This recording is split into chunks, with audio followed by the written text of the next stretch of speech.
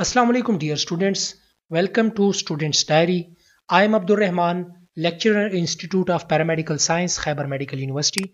Dear students, आज हम जिस टॉपिक पे बात करेंगे that is eukaryotic transcription and post transcriptional modification.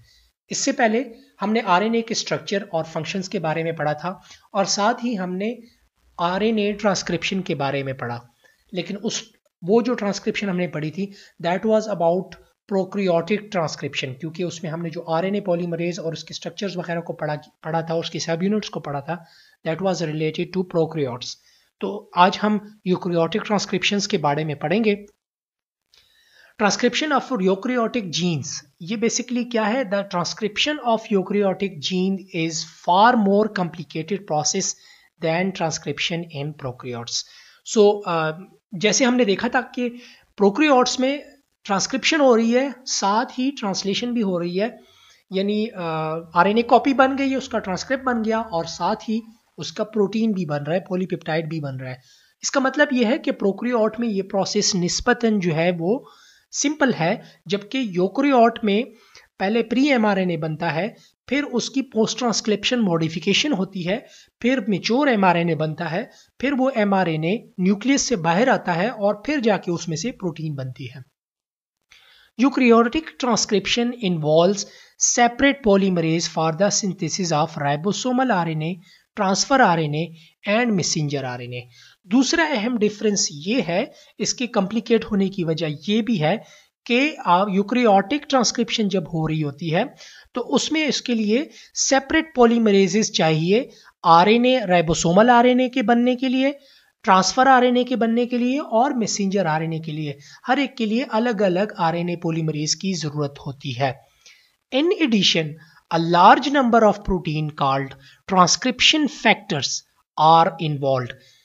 Transcription factors bind to distinct sites on DNA either within the core promoter region, close proximal to it or some distance away distal region. सो इसके अलावा जो इसकी complication की एक वजह यह है कि इसमें हमें बहुत ज़्यादा ट्रांसक्रिप्शन फैक्टर्स की भी ज़रूरत पड़ती है. यूकैरियोटिक ट्रांसक्रिप्शन की बात हो रही है.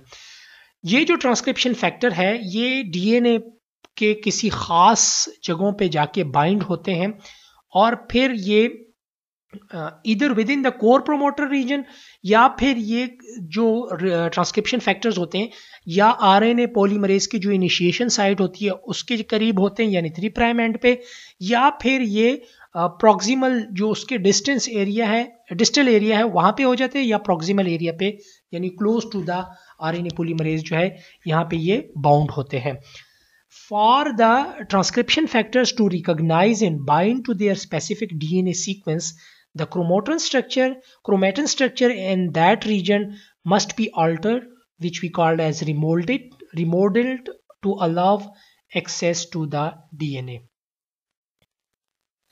तो recognize करने के लिए specific DNA sequence transcription factors जिन्होंने बाइंड होना होता है डीएनए की एक स्पेसिफिक सीक्वेंस के साथ, तो इसके लिए ज़रूरी है कि क्रोमैटिन स्ट्रक्चर अपने रीजन पे कुछ ज़्यादा अल्ट्रेशन लेके आएगा, ठीक है, ताकि उस डीएनए को एक्सेस किया जा सके और ट्रांसक्रिप्शन फैक्टर्स वहाँ पे इजीली बाइंड हो सके.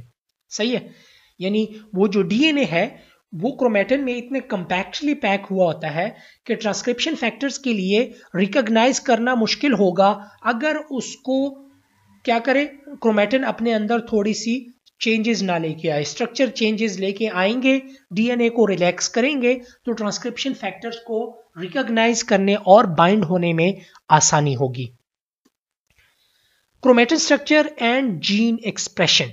The association of DNA with histones to form a nucleosome affects the ability of the transcription machinery to access the DNA to be transcribed.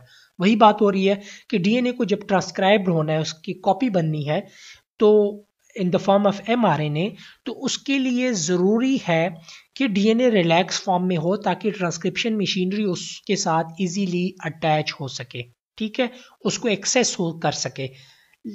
हमें पता है कि डीएनए जो है वो बहुत टाइटली बाउंड हुआ होता है अराउंड द हिस्टोन्स और एक न्यूक्लियोसोम बना देता है, जिसकी वजह से ट्रांसक्रिप्शन मशीनरी के लिए मुश्किल होगा उसके साथ अटैच होना और फिर डीएनए को ट्रांसक्राइब करने में दुश्वारी होगी. So most actively transcribe genes are found in a relatively relaxed form of chromatin called euchromatin, whereas most inactive segment of DNA are found in highly condensed heterochromatin. तो जो नॉर्मली जो jeans जो है ज्यादा ट्रांसक्राइब हो रहा होता है, मोस्ट एक्टिवली ट्रांसक्राइब हो रहा होता है. आप क्यों कहते हैं? यूं कहते हैं कि जैसे समझ लें, जैसे अगर पेप्टाइड है कोई, यानी हार्मोन्स है, ग्लूकागॉन या इंसुलिन, उसने बार बार बनना है, तो उसका जीन जो है वो निस्बतन रिलैक्स्ड फॉर्म में पड़ा होता है, क्योंकि वो बार बार ट्रांसक्राइब होता है, वो जीन्स बार बार एक्सप्रेस होता है. तो उसको हम कहते हैं यूक्रोमेटिन कहते हैं, क्योंकि वो पार्ट जो होता है जीन का, वो क्रोमेटिन के साथ बहुत रिलैक्स फॉर्म में पड़ा होता है, रिलेटिवली क्लोज टाइटली नहीं पड़ा होता. जबकि इनएक्टिव सेगमेंट जो इनएक्टिव जीन्स हैं, जो रिलेटिवली इनएक्टिव है, जो ज़्यादा एक्सप्रेस नहीं होते, उनका डीएनए जो है वो ज़्यादा टाइटली या कंडेंस फॉर्म में होता है, उसको हम हेट्रोक्रोमेटिन कहते हैं. The interconversion of this form is called as chromatin remodelling.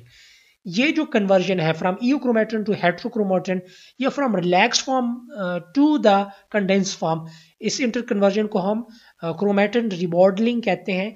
और ये ज़रूरी होता है जब जीन ने एक्सप्रेस होना होता है, तो ज़रूरी है कि वो थोड़ा सा रिलैक्स हो और उसकी कॉपी बन सके. RNA polymerases.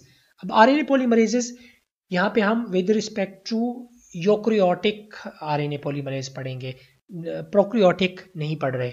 So there are 3 distinct classes of RNA polymerase in the nucleus of eukaryotic cell having multiple subunits. So आपने प्रोकैरियोटिक आरएनए पॉलीमरेज को देखा था, जिसमें हमने उसके 5 सब यूनिट पढ़े थे, और साथ हमने एक सिग्मा रीजन भी पढ़ा था और उसकी डिटेल हमने देखी थी. इसी तरह आरएनए पॉलीमरेज जो यूकैरियोटिक सेल में मौजूद होते हैं और उसके न्यूक्लियस में मौजूद होते हैं, उसके भी मल्टीपल सब यूनिट होते हैं. इसमें जो आरएनए पॉलीमरेज 1 है, this enzyme synthesise the precursor of the 28S Swedberg, 18 Swedberg S and 5.8S rRNA in the nucleus. So polymerase 1 का रिमेंबर ये काम है कि ये इनके आरआरएनए यानी राइबोसोमल आरएनए के प्रिकर्सर्स बनाता है. आरएनए 2 पॉलीमरेज जो है, आरएनए पॉलीमरेज 2, इसका क्या काम है? That will synthesize the nuclear precursor of messenger RNA that are subsequently translated to produce proteins. So इसमें मतलब ये हुआ कि क्योंकि हमारे पास ज़्यादा जो जीन एक्सप्रेशन होती है उसमें mRNA बन के आता है और फिर उसमें से प्रोटीन बनती है. सो आरएनए पॉलीमरेज का ये फंक्शन है कि वो mRNA यानी मैसेंजर आरएनए बनाए, और जो ये मैसेंजर आरएनए बाद में ट्रांसलेट होता है और प्रोटीन बनती है. सो इसका मतलब है कि polymerase 2 will be widely used, क्योंकि mRNA बार बार बनता होता है. RNA polymerase 2 also synthesize certain small nuclear RNA such as small nucleolar RNA, snRNA, nuclear RNA and microRNA. तो इसके अलावा RNA polymerase 2 जो है कुछ और भी हमारे पास RNA बनाता है, जिसमें हमारे पास nucleolar RNA है, न्यूक्लियर RNA है और माइक्रो RNA है, जो इसके अपने एक स्पेशल फंक्शंस हैं, वो नेक्स्ट किसी लेक्चर में हम पढ़ेंगे. RNA polymerase 3, इसका क्या फंक्शन है? This enzyme synthesise transfer RNA, 5 is rRNA यानी ribosomal RNA and some small nucleolar RNA and nuclear RNA. ठीक है, तो इसका भी यही फंक्शन है, लेकिन मेनली हमारे पास ये tRNA बनाता है. सो आरएनए पॉलीमरेज 1 क्या बनाता है? Ribosomal RNA. आरएनए पॉलीमरेज 2 क्या बनाता है? Messenger RNA primarily. और आरएनए पॉलीमरेज 3 प्राइमरीली क्या बनाता है? Transfer RNA. Promoter for RNA polymerase 2. अच्छा, अगर आप थोड़ा सा दिमाग पे जोर दें, तो जब हमने आरएनए पॉलीमरेज प्रोकैरियोट्स में पढ़ा था, तो उसमें भी सर्टेन प्रोमोटर रीजन्स थे कि जब वो ट्रांसक्रिप्शन स्टार्ट करता है तो उससे पहले उस प्रोमोटर रीजन को वो रिकॉग्नाइज करता है. ये प्रोमोटर रीजन्स कहाँ पड़े होती हैं? डीएनए के ऊपर मौजूद होते हैं, और उस डीएनए के ऊपर उस प्रोमोटर रीजन्स को पहले वो रिकॉग्नाइज करता है, और फिर उसके बाद जो है वो स्टार्ट साइट जहाँ पे ट्रांसक्रिप्शन स्टार्ट होती है, इनिशिएशन साइट, वहाँ पे आरएनए पॉलीमरेज जब अटैच हो जाता पहुंचता है तो फिर वो न्यूक्लियोटाइड बेस पेयर ऐड करता रहता है और फिर आरएनए आपके पास बन जाता है. So in some genes transcribed by RNA polymerase II, a sequence of nucleotide which we called as Tata box that is nearly identical to that of Pribno box is found centered about 25 nucleotide upstream of the transcription start site. ये प्रिब्नो box हमने कहां पढ़ा था? जब transcription हो रही थी prokaryotes में तो वहां पे ये प्रोमोटर रीजन पाया गया था और वहां ये -35 पोजीशन पे था.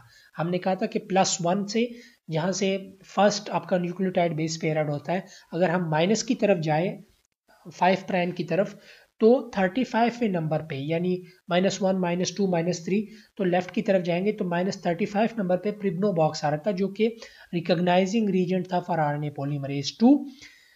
जबकि यूकैरियोट में यहाँ पे -25वें न्यूक्लियोटाइड्स पे स्टार्टिंग साइड से अपस्ट्रीम की तरफ जाएंगे यानी लेफ्ट साइड पे जाएंगे तो -25 पोजीशन पे आपके पास प्रिब्नो बॉक्स के तर्ज का ही एक और सीक्वेंस है, प्रोमोटर सीक्वेंस है which is called as TATA box. ये मौजूद है जो कि प्रोमोटर रीजन का काम करता है.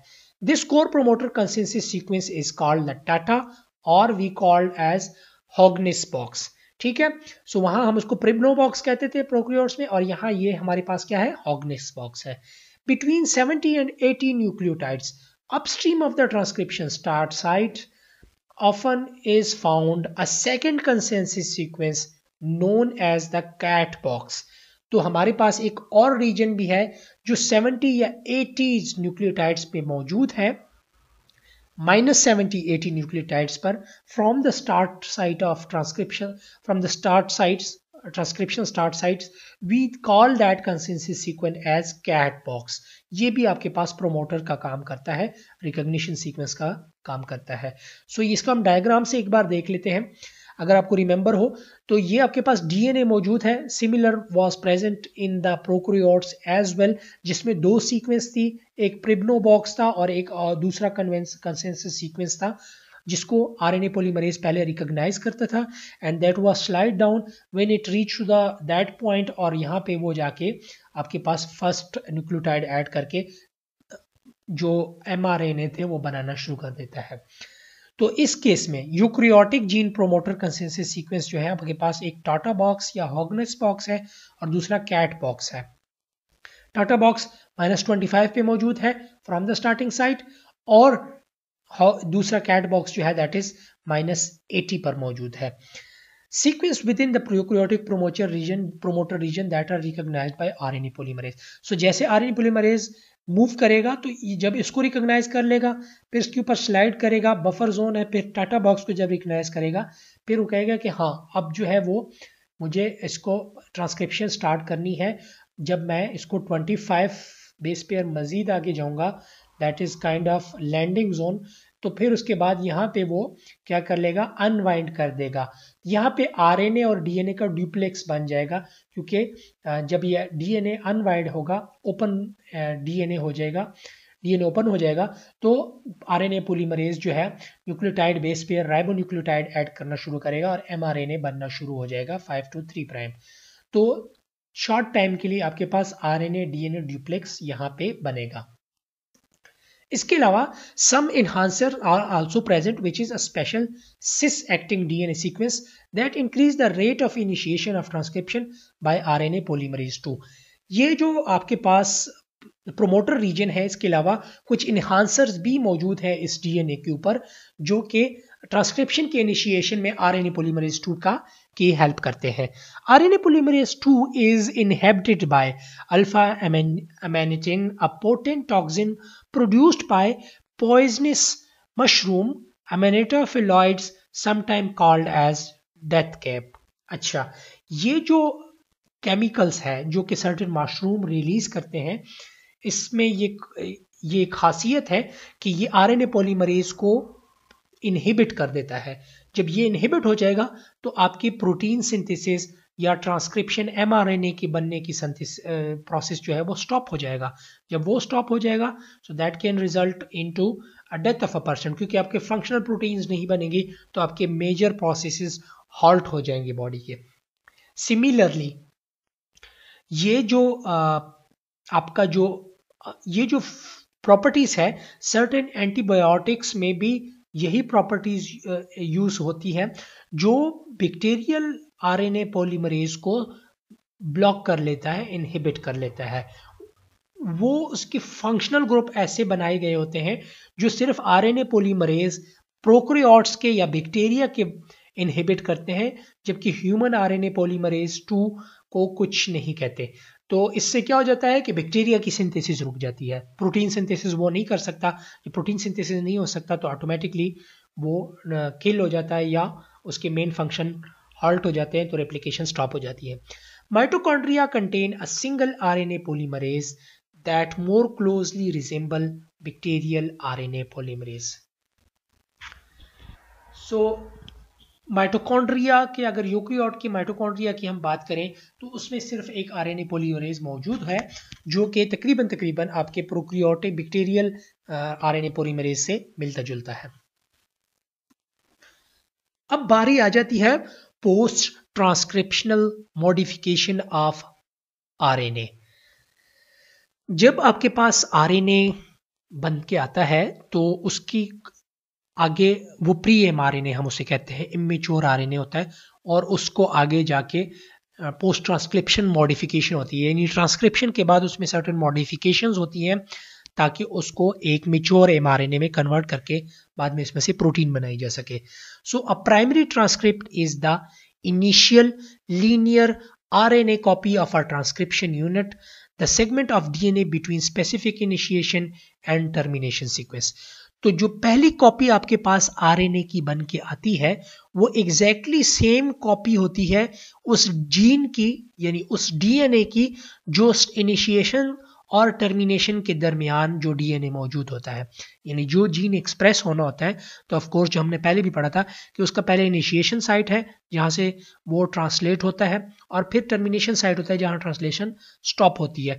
तो वो जो दरमियान में डीएनए होता है वो और आरएनए जो है जिसमें से आरएनए बन के आया होता है वो सेम कॉपी होते हैं। ठीक है, अब क्या है, तो अगर वो सेम कॉपी है तो उसमें ऑफ कोर्स एक्सॉन भी होंगे और इंट्रॉन भी होंगे। तो मतलब फंक्शनल पार्ट भी है और नॉन फंक्शनल पार्ट भी है। ऑफ कोर्स इसमें से तो डायरेक्ट प्रोटीन नहीं बनेगी, तो हमें उसको मॉडिफाई करना होगा, उसको कट करना होगा, उसको ट्रिम करना होगा, उसके नॉन फंक्शनल पार्ट को रिमूव करना होगा। The primary transcript of both prokaryotic and eukaryotic RNA and ribosomal RNA R post transcriptionally modified by cleavage of the original transcript by ribonucleases। तो जो आपके पास ओरिजिनल प्राइमरी ट्रांसक्रिप्ट बन के आता है, पहली कॉपी जो बन के आती है एमआरएनए की, चाहे वो प्रोकैरियोट हो या यूकेरियोट हो, तो उसमें पहले क्या किया जाता है, उसको मॉडिफाई किया जाता है। ट्रांसक्रिप्शन के बाद उसको मॉडिफाई किया जाता है by cleavage of the original transcript by ribonucleases. Certain enzymes हैं जिसको हम राइबोन्यूक्लिएजेस कहते हैं, जिनकी प्रॉपर्टीज है जो क्लीव डाउन करता है, कट डाउन करता है उन पार्ट्स को, उस एमआरएनए के पार्ट्स को जहां पे हमें नहीं चाहिए। ठीक है, तो वो स्पेसिफिक होते हैं जो स्पेसिफिक जगहों पे कट लगाते हैं और जो नॉन कोडिंग सीक्वेंस है उसको रिमूव कर रहते हैं। In contrast, prokaryotic mRNA is generally identical to its primary transcript, whereas eukaryotic mRNA extensively modified both co and post transcriptionally। जो प्रोकैरियोट में mRNA बन के आता है वो तकरीबन पोस्ट ट्रांसक्रिप्शन मॉडिफिकेशन के बाद, तो वो प्री मेच्योर mRNA और मेच्योर mRNA में कुछ ज्यादा डिफरेंस नहीं होता क्योंकि ट्रांसक्रिप्शन मॉडिफिकेशन बहुत कम होती है उसमें, जबकि यूकेरियोटिक mRNA में बहुत एक्सटेंसिव मॉडिफिकेशन होती है और उसको हम बात को एंड पोस्ट ट्रांसक्रिप्शनल मॉडिफिकेशन कहते हैं। अब पोस्ट ट्रांसक्रिप्शनल मॉडिफिकेशन जब हम देखते हैं तो ये राइबोसोमल आरएनए में भी होती है, ट्रांसफर आरएनए में भी होती है और मैसेंजर आरएनए में होती है। लेकिन हम ज्यादा डिटेल से मैसेंजर आरएनए को पढ़ेंगे क्योंकि हमारे पास जीन्स मोस्टली एक्सप्रेस होकर आती है और प्रोटीन्स बनाती है और बहुत ज्यादा तादाद में हमारी बॉडी में बनती है, तो वो ज्यादा डिटेल में पढ़ना जरूरी होता है। राइबोसोमल आरएनए जब हमारे पास बन के आता है, ये फॉर एग्जांपल आपका डीएनए है और डीएनए में ये जो रीजन है ये जीन है आपके पास जो कोड कर रहा है फॉर राइबोसोमल आरएनए। ठीक है, ये राइबोसोमल आरएनए का जीन है, उस पर राइबोसोमल आरएनए पॉलीमरेज 1 ने एक्ट किया है। आरएनए पॉलीमरेज 1 ने इसका जो है प्री आरएनए बना दिया, यानी फर्स्ट ट्रांसक्रिप्ट कॉपी बन गई है इसकी, और वो आपके पास इस फॉर्म में है 28S, 5.8S, 1/8S, 18S। ठीक है, अब उसके बाद क्या है, ये प्री आरएनए है, फर्स्ट कॉपी है, उसके बाद उसके अंदर क्लीवेज होगी, दैट इज राइबोन्यूक्लियेसेस इस पे एक्ट करेंगे, इसको यहां से कट करेंगे, यहां से कट करेंगे, ये जो एक्स्ट्रा पार्ट्स हैं, जो भी एक्स्ट्रा रीजन है इसको निकाल देंगे और आपके पास ये राइबोसोमल आरएनए फाइनल फॉर्म में आ जाएगा। We called it as post transcriptional process in eukaryote in case of ribosomal RNA. अब बारी आ जाती है post transcriptional modification of transfer RNA. Transfer RNA में अगेन फिर आपके पास कौन सा एंजाइम यूज होगा, that will be done by polymerase 3। ठीक है, ट्रांसफर आरएनए में पॉलीमरेज 3 एंजाइम जो है वो यूज होता है इसको बनाने में, ट्रांसफर आरएनए की ट्रांसक्रिप्ट बनाने में फ्रॉम द डीएनए, और फिर इसके बाद उसकी पोस्ट ट्रांसक्रिप्शनल मॉडिफिकेशन होती है। पोस्ट ट्रांसक्रिप्शनल मॉडिफिकेशन टीआरएनए में क्या क्या होती है, first of all a 16 nucleotide sequence at the 5' end shown cleaved by RNase polymerases we called as ribozyme। so यहाँ पे RNase nucleases जो है 5' पे ये 16 न्यूक्लियोटाइड्स जो है वो रिमूव कर लेते हैं, क्लीवेज कर देते हैं। फिर 14 nucleotides which are the intervening region, remember this is the pre RNA, ठीक है, जो कि फर्स्ट ट्रांसक्रिप्ट है और इसकी मॉडिफिकेशन होनी है। तो फिर इसमें 14 nucleotide intron shown in purple in the region anticodon loop is removed by nucleases. So ये जो ब्लू नेवी ब्लू कलर का है, ये जो 14 न्यूक्लियोटाइड है these will be removed, these are basically क्या है, न्यूक्लियोटाइड इंट्रॉन रीजन्स है, ये रिमूव हो जाएंगे। इसके अलावा uracil residues that are at 3' end of the pre mRNA pre tRNA in fact are replaced by the CCS sequence found in all mature tRNAs। तो ये जो 3' हाइड्रोक्सिल ग्रुप पे 2 यूरासिल है, that will be replaced into CCA region, यानी cytosine adenine cytosine cytosine region. ठीक है, तो जब ये कन्वर्ट होता है तो मेच्योर आरएनए में, तो आपके पास जो फाइनल प्रोडक्ट आ जाती है उसमें आपके पास एक तो ये अपनी मॉडिफिकेशन हो गई है, दूसरा जगह जगह पे इसमें बेसिस ऐड हो जाते हैं जो कि मॉडिफाइड बेसिस होते हैं। येलो में जितने भी दिखाए गए हैं ये सारे मॉडिफाइड बेसिस हैं, और ये जरूरी है प्रॉपर फंक्शन टीआरएनए को प्रॉपर फंक्शन परफॉर्म करने में। टीआरएनए हमारे पास क्या करता है, ट्रांसफर आरएनए, ये एंटीकोडॉन जो है आपके, जब आपका मेच्योर आरएनए एमआरएनए यहाँ आएगा, एंटीकोडॉन उसके कोड को रीड करेगा और यहाँ से वो एक अमाइनो एसिड को पकड़ के लाएगा और फिर वो एक अमाइनो एसिड उसमें जोड़ता जाएगा जे सीक्वेंस को रीड करके, और आपके पास पॉलीपेप्टाइड, ये हम ट्रांसलेशन में आगे डिटेल से पढ़ेंगे। अब बारी आ जाती है यूकैरियोटिक एमआरएनए, जो हमारा काज ऑफ कंसर्न है, जो हमने इसको डिटेल से देखना है। The collection of all primary transcript synthesised in the nucleus by RNA polymerase 2 as known as heterogeneous nuclear RNA या HNRNA। जो भी प्राइमरी ट्रांसक्रिप्ट पहली कॉपी बन के आती है डीएनए की न्यूक्लियस में, जो जिसके पीछे आरएनए पॉलीमरेज 2 होता है, उसको हम हेट्रोजीनियस न्यूक्लियर आरएनए कहते हैं। यानी आरएनए पॉलीमरेज 2 जिन कॉपीज बनाएगा उसको हम हेट्रोजीनियस न्यूक्लियर आरएनए कहते हैं। तो the pre mRNA components of heterogeneous nuclear RNA undergo extensive co and post transcription modification in the nucleus. तो ये जो प्री एमआरएनए से मेच्योर एमआरएनए बनता है, ये जो पोस्ट ट्रांसक्रिप्शन और को पोस्ट ट्रांसक्रिप्शन मॉडिफिकेशन होती है न्यूक्लियस के अंदर, वो 3 तरह की होती है। और दीज मॉडिफिकेशन में पहली नंबर पे एडिशन ऑफ 5' कैप, मिथाइलेशन होती है 5' पे, addition of poly A tail and removal of introns, intervening introns regions, non coding जो रीजन्स होती हैं वो रिमूव होती हैं। अब आ जाती है post transcription modification of mRNA और उसमें वो कौन से 3 प्रोसेसेस हैं जो हो रहे हैं, वो हम पहले उसके नाम हमने पढ़े हैं, अभी अब इसको डिटेल देखेंगे कि कैपिंग में क्या होता है। This is the first step of the processing reaction for pre-mRNA. The cap is a 7-methyl guanosine attached to 5-terminal end of the mRNA through an unusual 5,5 triphosphate linkage that is resistant to most nucleases.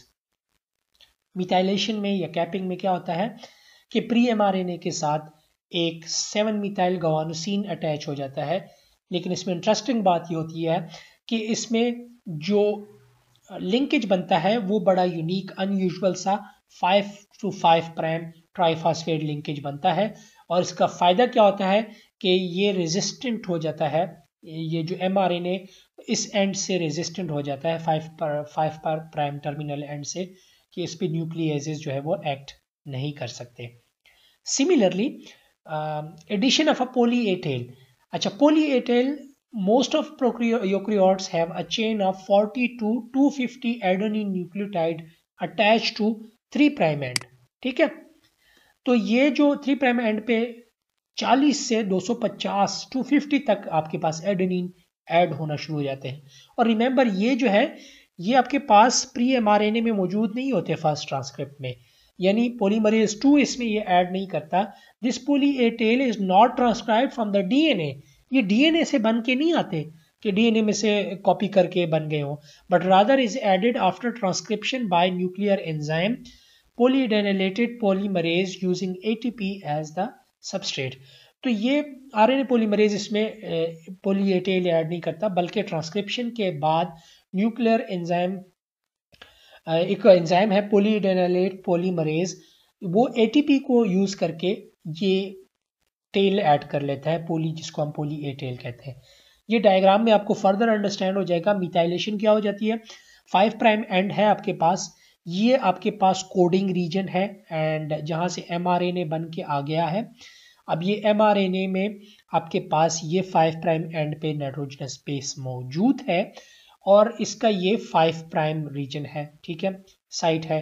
और ये आपके पास 7-methyl guanosine triphosphate है, इसके भी ये 5 position पे ये जाके एक 5 mRNA का जो लास्ट नाइट्रोजनस बेस है इसका और 7-methyl guanosine ट्राइफॉस्फेट का जो 5 पोजीशन पे है पोजीशन है, that will make a triphosphate linkage, 5-5 triphosphate linkage, और ये इस तरह से कैप ऐड हो जाता है। सो लेफ्ट साइड से ये सिक्योर हो गया 5 प्राइम एंड से।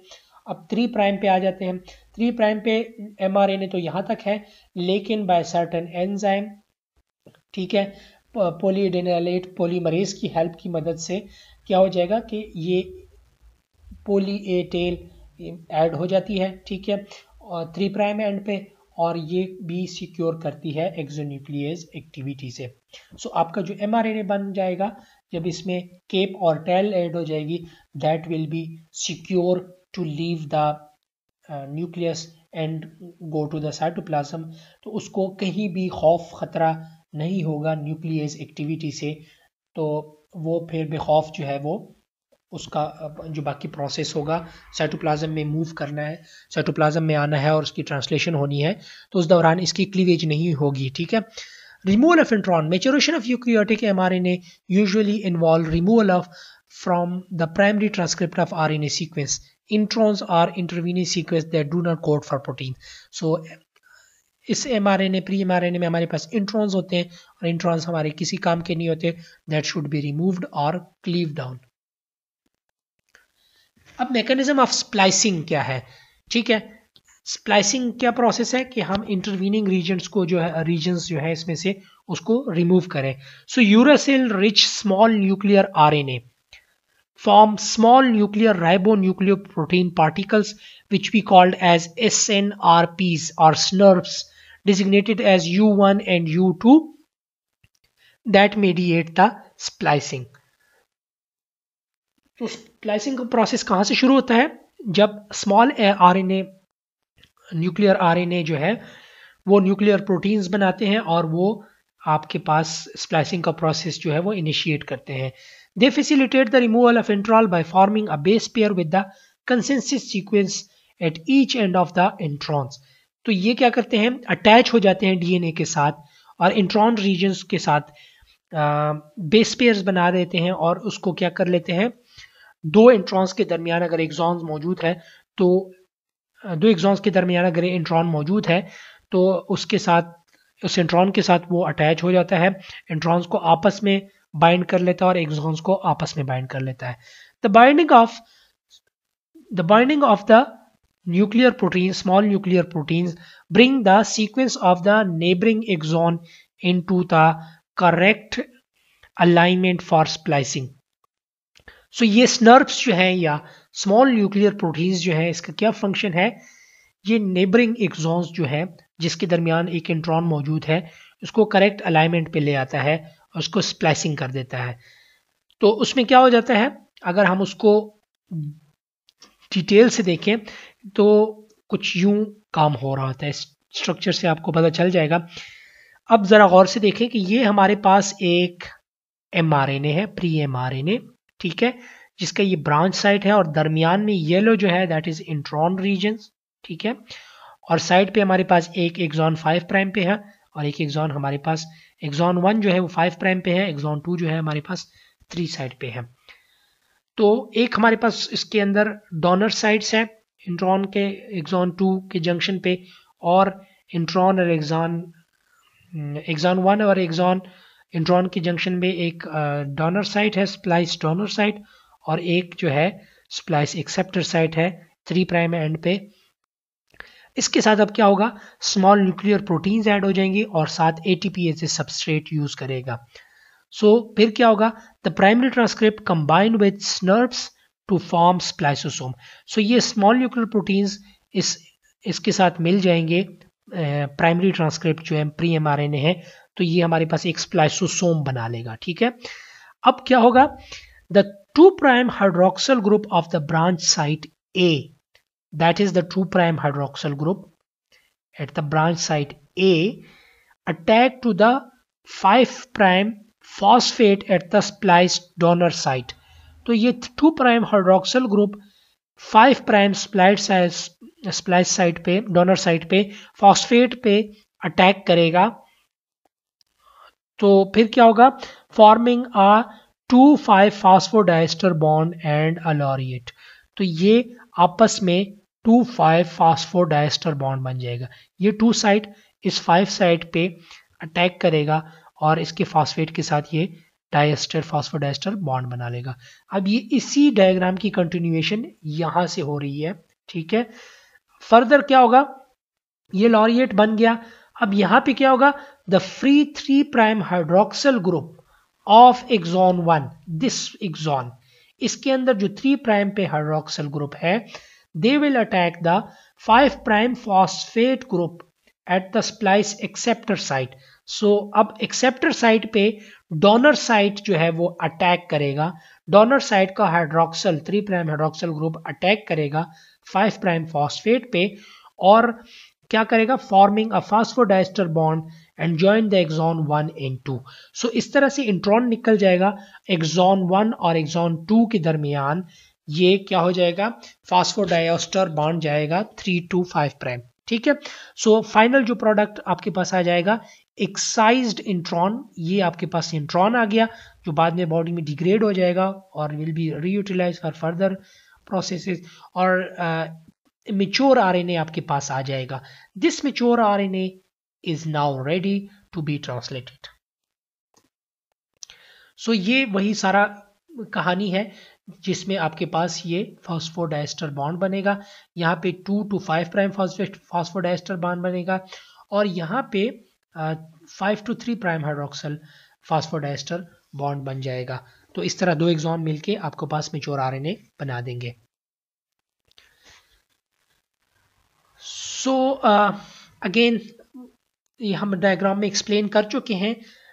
अच्छा, it is estimated that 15% of all genetic diseases are a result of mutation that affects RNA splicing। तो 15% तमाम जेनेटिक डिजीजेस जो है वो किसकी वजह से होती है? आरएनए स्प्लाइसिंग में अगर कोई म्यूटेशन हो जाए। अब इससे इसकी इंपॉर्टेंस का अंदाजा आप लगा सकते हैं कि अगर स्प्लाइसिंग प्रॉपरली ना हो, that can lead to a genetic disease. For example, mutation that cause the incorrect splicing of beta globulin mRNA are responsible for some cases of beta thalassemia।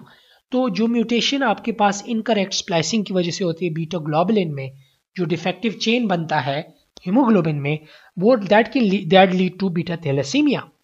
The pre mRNA molecules from some genes can be spliced in alternative way in different tissues.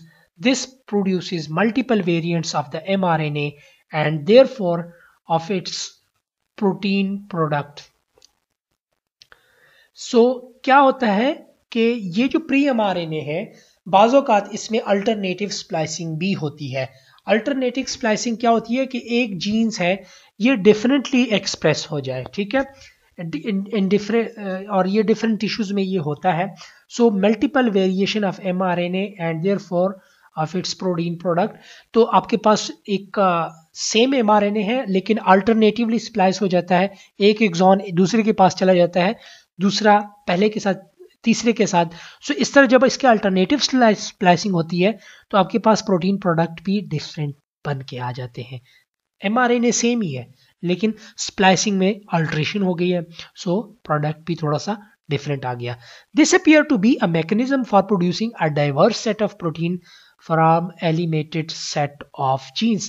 तो limited set of genes, तो क्या होगा कि इसका फायदा ये होगा कि आपके पास एक डाइवर्स प्रोटीन्स बन के आ जाएंगी, ज्यादा प्रोटीन्स बन जाएगी, जबकि आपके पास जीन्स जो है बहुत ही लिमिटेड अमाउंट में है। जीन्स लिमिटेड है लेकिन आपके पास एक डाइवर्स प्रोटीन्स, बहुत सारे प्रोटीन्स बन के आ गई हैं थोड़ी सी जीन्स में से। For example, in eukaryotic cells the mRNA for ट्रोपोमाइसिन undergo extensive tissue specific alternative splicing with production of multiple isoform of the tropomyosin proteins. तो इसकी एक एग्जांपल यूकैरियोटिक सेल में हमारे पास क्या है, ट्रोपोमाइसिन का mRNA है जो कि स्केलेटल मसल्स का पार्ट है, टिश्यू है, लेकिन अल्टरनेटिव स्प्लाइसिंग की वजह से सिंगल mRNA है लेकिन उसमें से मल्टीपल आइसोफॉर्म प्रोटीन्स की बन जाती है। इसके डिफरेंट सब टाइप्स या सीरोटाइप्स जो है ट्रोपोमाइसिन्स के, उसमें से बन के आ जाती है। ये आपको इस एग्जांपल से ज़्यादा बेटर अंडरस्टैंड हो जाएगा। ये आपके पास mRNA आ गया है, ठीक है, और mRNA में आपके पास 2 एक्सॉन है लेट्स से, और 3 एक्सॉन है लेट्स से, ठीक है। दरमियान में आपके पास क्या है, इंटरवीनिंग रीजन्स है, ठीक है।